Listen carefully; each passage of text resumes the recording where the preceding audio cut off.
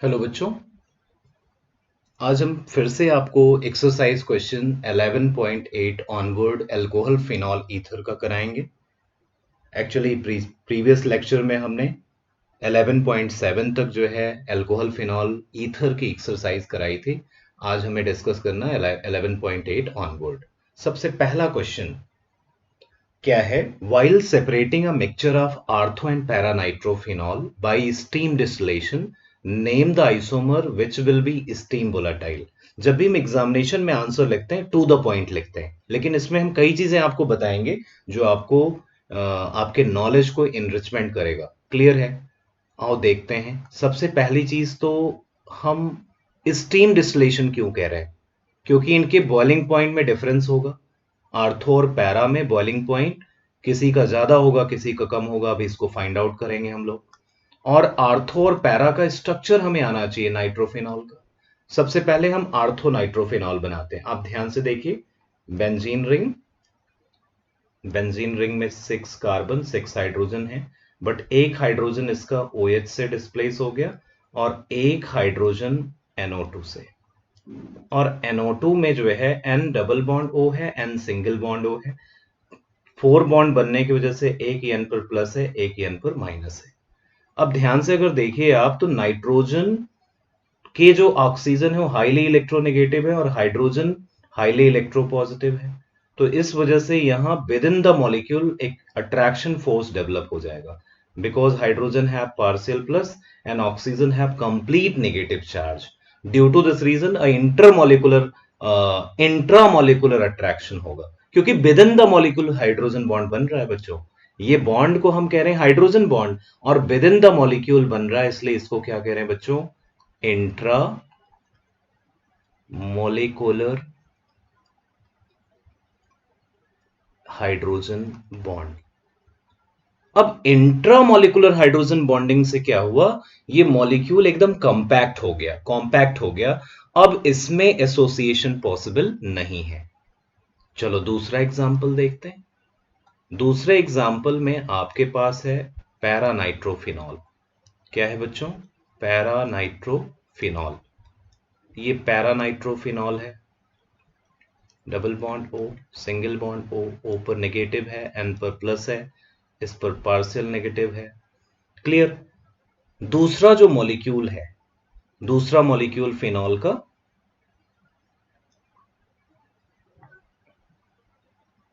मान लो मैं यहां बना देता हूं benzene ring having OH and NO2। Clear? So hydrogen oxygen bond is polar. Hydrogen have partial plus, oxygen have partial negative. So partially positively charged hydrogen attracted by the oxygen, electronegative oxygen, और ये hydrogen N से भी attract होगा। या इसको हम थोड़ा horizontal जो है स्ट्रक्चर बना दे तो ज्यादा अच्छा रहेगा। मीन्स हमारे पास पैरानाइट्रोफिनॉल है बच्चों, N double bond O O OH। Another molecule benzene ring having OH and NO2। Similarly बहुत सारे ऐसे मॉलिक्यूल्स आपस में जुड़ जाएंगे। क्यों जुड़ेंगे बेटा? क्योंकि इस ऑक्सीजन पर कैसा चार्ज है? Partial minus. हाइड्रोजन पे कैसा चार्ज है? Partial plus. इस पर तो कंप्लीट नेगेटिव कंप्लीट पॉजिटिव है। तो ये जो है इलेक्ट्रोस्टैटिकली, या आप कह सकते हैं आप कि डाइपोल डाइपोल इंटरेक्शन से ये आपस में बॉन्डिंग कर रहे हैं। लेकिन यहां विद इन द मॉलिक्यूल नहीं हो रहा है, यहां बिटवीन द मॉलिक्यूल हो रहा है। अगर hydrogen bond between the molecule बनते तो उसे कहते हैं इंटरमॉलिकुलर हाइड्रोजन बॉन्ड। कौन सा बॉन्ड कहते हैं बच्चों? Intermolecular hydrogen bond. तो यहां पर कौन सा बॉन्ड लग रहा है? Inter molecular H bond। And intermolecular hydrogen bond cause association. Association का क्या मतलब है? चेन बनाएगा बेटा। और चेन बनाने से इनका सरफेस एरिया क्या होगा? इंक्रीज होगा, मेल्टिंग पॉइंट इंक्रीज होगा, बॉइलिंग पॉइंट इंक्रीज होगा। क्योंकि हमने पढ़ रखा है कि अगर सरफेस एरिया बढ़ेगा तो उसका जो है वेंडरवाल फोर्स ऑफ अट्रैक्शन या जो भी उसमें अट्रैक्शन फोर्स लग रहे हैं वो इंक्रीज होंगे, और इंक्रीज होने से मेल्टिंग और बॉइलिंग पॉइंट में चेंज आएगा। तो किसका बॉइलिंग पॉइंट लो होगा? boiling point of orthonitrophenol is low. Clear?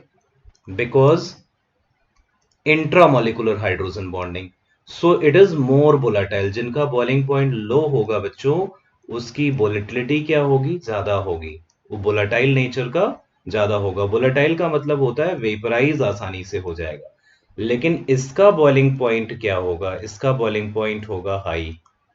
High होने से क्या होगा बच्चों, ये लेस वोलाटाइल है. क्लियर? इसका मतलब बॉइलिंग पॉइंट में डिफरेंस है. लो बॉइलिंग जो आपका लिक्विड होगा वो मोर वोलाटाइल होगा, और high boiling liquid less volatile होगा. तुम्हारा आंसर क्या हो जाएगा, orthonitrophenol is steam volatile. What is the answer, orthonitrophenol is a steam volatile. Is it clear? चलो नेक्स्ट क्वेश्चन पर चलते हैं. Give the equation of the reaction preparation of phenol from cumene. बहुत ही इंपॉर्टेंट है ये बोर्ड एग्जाम के लिए, नीट और जेई के लिए भी इंपॉर्टेंट है, क्योंकि डायरेक्ट इस पर क्वेश्चन पूछा जाता है, इसके बाई प्रोडक्ट के क्वेश्चन पूछे जाते हैं. तो सबसे पहले तो हमें क्यूमीन पता होना चाहिए. क्यूमीन को कभी दूसरे नाम से भी पूछा जा सकता था, आइसो प्रोपिल बेंजीन. अब बहुत सारे बच्चों को स्ट्रक्चर क्लियर हो गया होगा. आइसोप्रोपिल ग्रुप क्या है, हमने सिखाया आपको, C H single bond CH3 CH3. This group is called isopropyl group. Is it clear? अब इससे जो है क्या लगा हुआ है, बेंजीन. तो ये क्या हो गया बच्चों, आइसोप्रोपिल बेंजीन.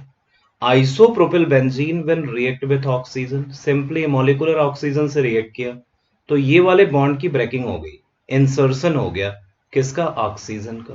किसके बिटवीन, कार्बन और हाइड्रोजन के. यहां एक ऑक्सीजन ऑक्सीजन, एंड आपका मेथिल जैसा था वैसे ही रहेगा. तो अब इस कंपाउंड का नाम क्या होगा, पहले तो क्यूमीन था, पहला क्या था, क्यूमीन. तो इसका कॉमन नेम है क्यूमीन, और इसे क्या कहेंगे, क्यूमीन हाइड्रोपरऑक्साइड. क्या कहेंगे बच्चों, cumene hydroperoxide. Cumene hydroperoxide on further hydrolysing what product is form. अगर इसको हम हाइड्रोलाइज कर दें, अब इसका हाइड्रोलिसिस भी बड़ा इंटरेस्टिंग वे में होता है. परऑक्साइड बॉन्ड आपस में लोन पेयर रिपल्सन की वजह से वीक हो जाते हैं. तो एक तो यहां से ब्रेकिंग होती है, और एक बल्की ग्रुप होने की वजह से और ऑक्सीजन की प्रेजेंस से यहां से भी ब्रेकिंग होती है. ये आपका ओ वाला पार्ट है जो ये आकर बेंजीन रिंग पर अटैच होता है. तो रिजल्ट क्या आएगा बच्चों, phenol. So we can prepare phenol from cumene. Cumene is also popularly known as isopropyl benzene. वैसे आईयूपीएसी नेम क्या है इसका बच्चों, इसका आईयूपीएसी नेम है 2 फेनिल प्रोपेन, या आप कह सकते हैं isopropyl benzene. Clear, both the name is correct. What is byproduct? Byproduct is a acetone. But acetone is a common name. That is simplest ketone. IUPAC name is propanone. No need to write position of functional group, because in ketone carbon always present in between the carbon. तो जब तीन ही carbon है तो इसका मतलब middle carbon आपका क्या होगा, कार्बोनिल कार्बन. तो प्रोपेनोन इसको आईयूपीएसी में लिखते हैं, और इसको क्या लिखते हैं बच्चों, फिनॉल.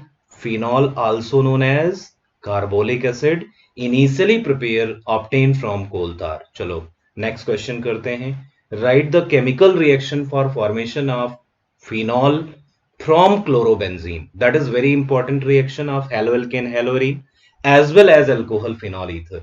ये अल्कोहल फिनॉल ईथर का भी रिएक्शन है, और उससे पहले हमने क्या पढ़ा था, हेलोल्केन हेलोरीन, वहां भी हमने इसको डिस्कस किया है. इस पॉपुलर रिएक्शन को हम कहते हैं डाउज प्रोसेस. हमारे बहुत सारे बच्चों को एकदम क्लियर है, सिर्फ रिवाइज आपको करना है. सब बहुत अच्छा कर रहे हैं आप.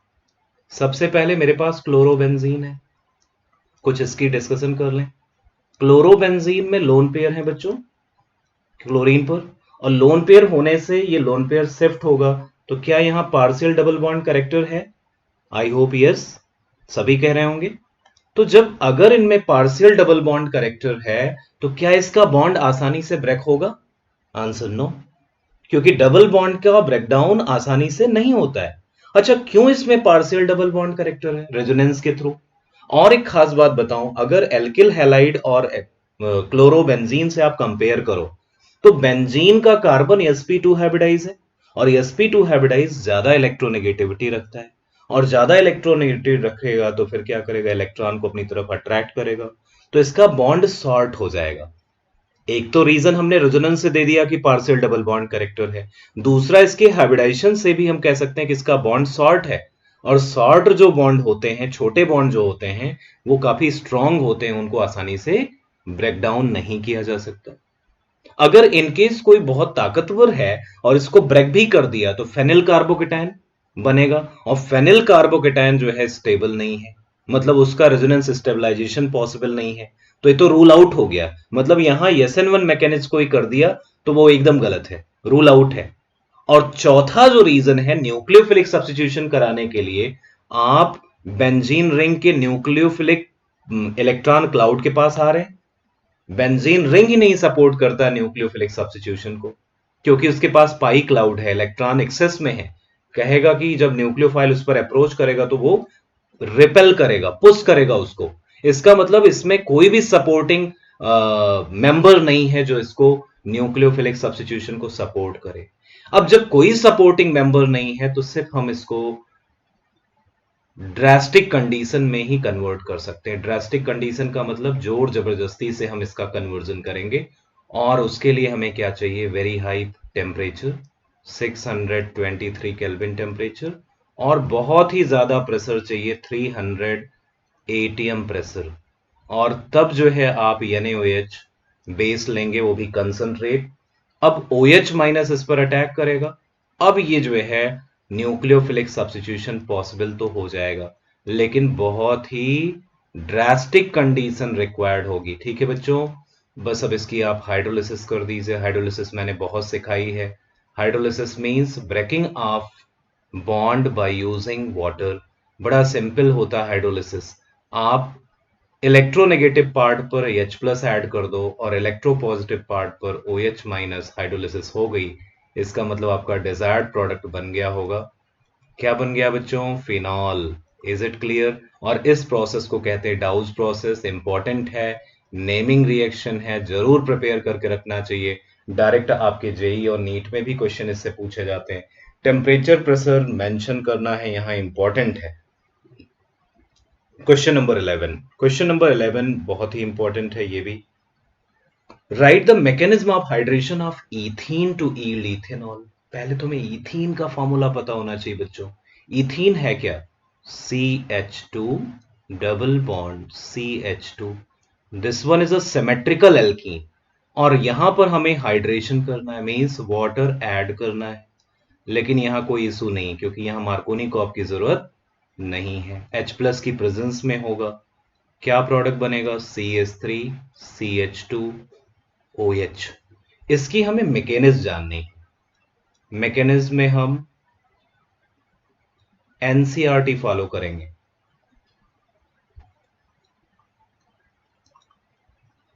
NCERT के अकॉर्डिंग क्या है, वाटर अवेलेबल है पहले से ही, इसमें लोन पेयर है बच्चों। ये जो H प्लस आपने सल्फ्यूरिक एसिड लिया है उससे मिल गया। अब H प्लस क्या है, जीरो इलेक्ट्रॉन सिस्टम है, मींस इसके पास एक भी इलेक्ट्रॉन नहीं है, और एक भी इलेक्ट्रॉन नहीं है तो क्या है, इलेक्ट्रोफाइल। और जो लोन पेयर है उस पर, ऑक्सीजन पर, ये कैसा बिहेव कर रहा है, न्यूक्लियोफाइल। तो अभी ये क्या बनाएगा बच्चों, हाइड्रोनियम आयन। क्या बनाएगा, हाइड्रोनियम आयन। क्या हाइड्रोनियम आयन इलेक्ट्रोफाइल है? कई लोग कहते हैं यस, लेकिन मैं कहता हूं no. Hydronium ion is a electrophile provider.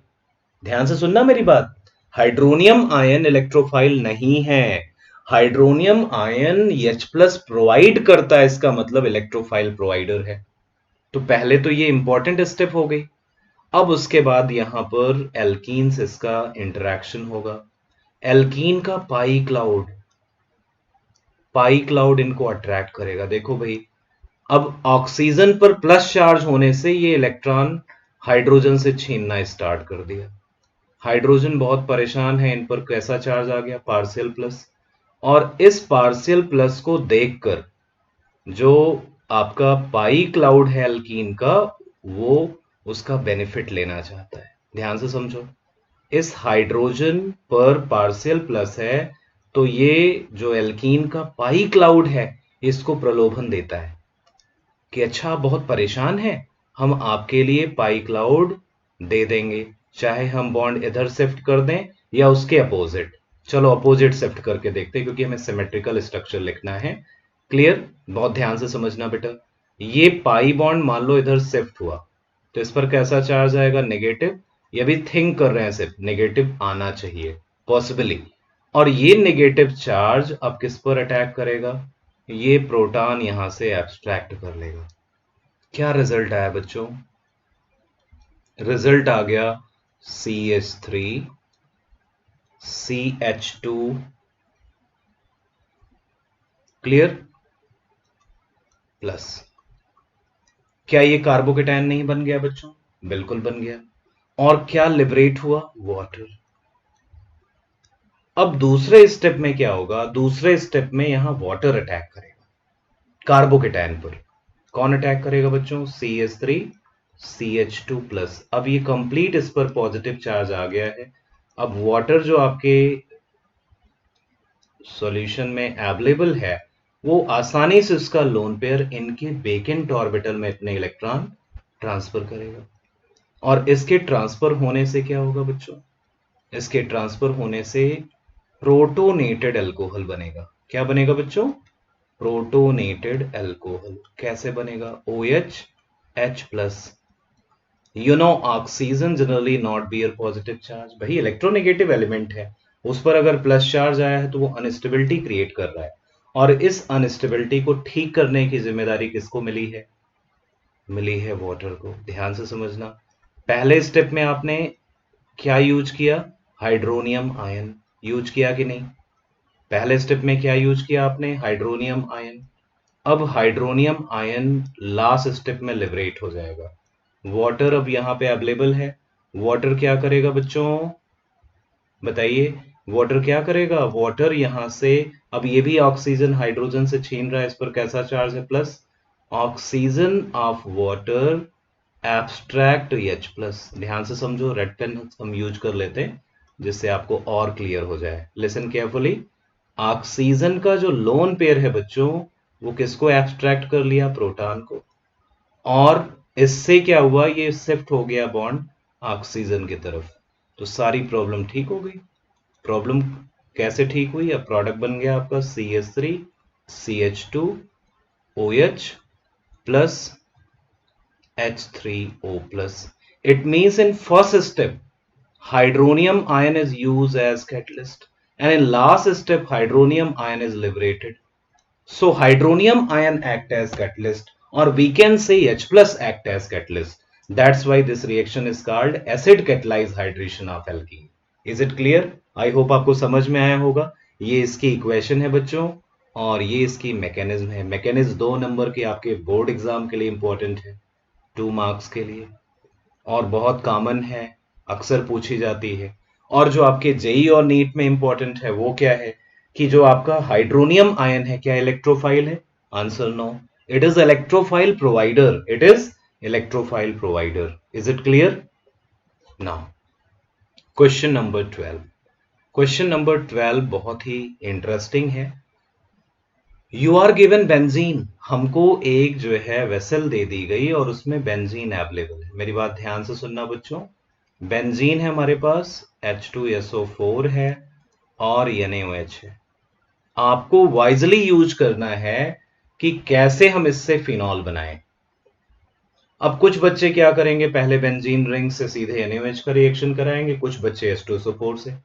अब आप लोगों को थिंक करना है कैसे रियली इसका रिएक्शन कराना है। वैसे मेरा जो व्यू है वो आप देख लीजिए।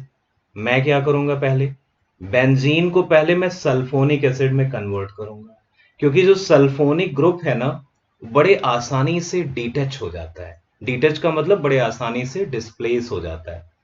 किससे? OH से, ONA से। तो सबसे पहले हमारा एम क्या होगा? हम बेंजीन सल्फोनिक एसिड बनाएंगे बच्चों, और फिर इसका हम जब NaOH से ट्रीटमेंट इन केस करते हैं तो ये ग्रुप बड़े आसानी से डिस्प्लेस हो जाता है, हटा दिया जाता है। और यहां क्या आ जाता है बच्चों? ध्यान से देखो, सिंगल बॉन्ड ONA। बस हमें कुछ नहीं करना है, अब इसको एसिड कैटलाइज हाइड्रेशन करना है। मतलब वाटर है और H प्लस तो हमें पहले ही मिला था, बस इसकी आप हाइड्रोलिसिस कर दीजिए। हाइड्रोलिसिस सिखाई मैंने कि breaking up bond by using water, electronegative से H प्लस, इलेक्ट्रोपॉजिटिव से OH। तो आपका जो मेन प्रोडक्ट होगा बच्चों क्या बनेगा? फिनॉल। अब ये कन्वर्जन है एक तरह का, आपको समझना होगा कि पहले क्या बनाना है।